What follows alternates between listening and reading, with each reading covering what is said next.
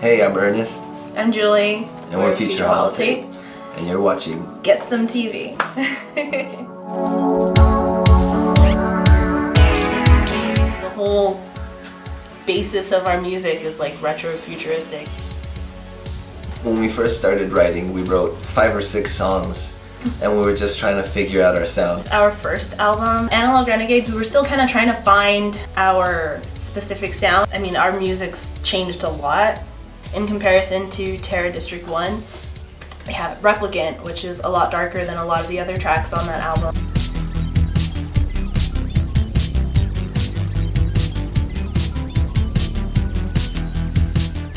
Summer in Love, which is all happy and beachy. Just enjoy the ride.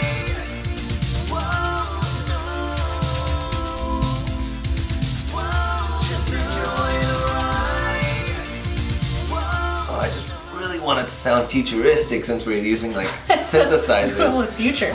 Yeah. We were playing Fallout 3. And she was like, you know what I really like is the holotape.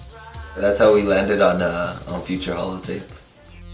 Within the almost 3 years that we were working on this record, we were just bouncing back and forth with stories.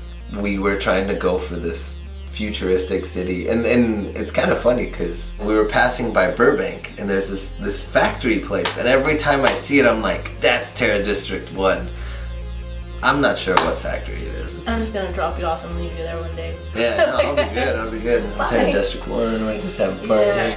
The main story that we're trying to go for is like this guy who randomly breaks out of jail. He's been there for a while, you don't know why yet. There's like hints in like some of the tracks that like someone's helping him.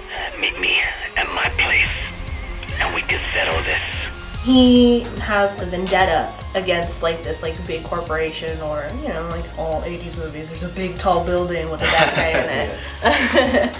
They're going after him because they want to use him for like this big experiment, and then they capture him and they turn him into like a cyborg, which backfires because now he has like weapon and he's like kick ass. Haven't like really revealed the ending yet because we want to do like a part 2 kind of thing and stuff like that. So, but that's kind of where it's headed. When we perform, it's kind of like an epic battle between the two of us going back and forth, and we weren't able to do that before when it was just our synths, and now that we have like the laptop incorporated, it kind of helps, you know? We were so naive in the beginning, we're like, no laptop, all analog or whatever. I've had my fair share of moments where she like just outshines me and I'm like, damn, I shouldn't have messed up that solo, like When we first started, like 4 years ago? Yeah. Such a struggle, like finding other people to play with. And at first we were playing with like some psychedelic.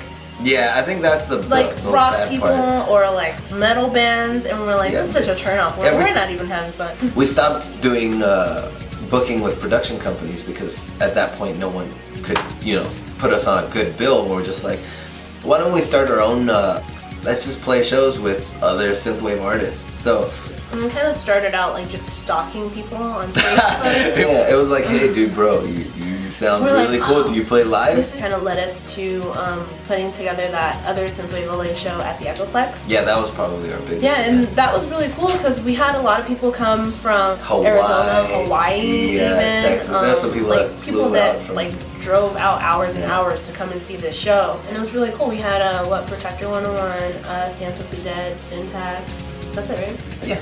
Okay. My favorite all-time sci-fi favorite movie ever is Blade Runner. One of my favorite things that they did in that movie is that they used one of the models of the Millennium Falcon in the city, and they just literally got pieces of random crap and they're like, we need to make a city.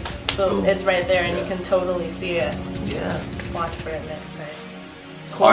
Army of Darkness was like... You would say Army of Darkness and not Evil Dead, you nerd. Yeah. Yo, she bitch. I have to teach this guy everything. But I think now it has to be Evil Dead 2. After I corrected him. Groovy. Biggest musical influences is always gonna be punk rock. I've always listened to it since 6th grade. NoFX has been my favorite, And then a lot of 80s pop, of course. One of the things that I've always really been into is 70s disco, which is really lame. No, I love it. And then Like Bee Earth, Gees Wind, and Fire. Hole in the Gang, Earth, Wind and Fire. Like, Yeah. I love that. But I mean, I have no complaints. Your favorite gear piece? Yeah, MS-20. Talk about it all the time. Yeah, well, originally, when I first got into it, I started using the Korg IC version, which was just digital. Because I mean, at the time, it was before they did like the whole reissues and everything. Recently, I've been really obsessed with the mini log. It's just a cool in between analog and virtual.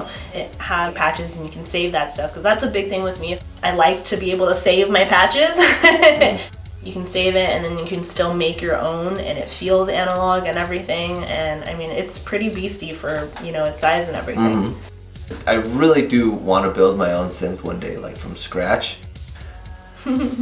Pointers, here's how it's done, kid. Yeah. So okay, quick. It's hey, I'm Ernest, I'm Julie. and then we're Future Holotape. So very K-Rock. Very Very, very, very, very, very.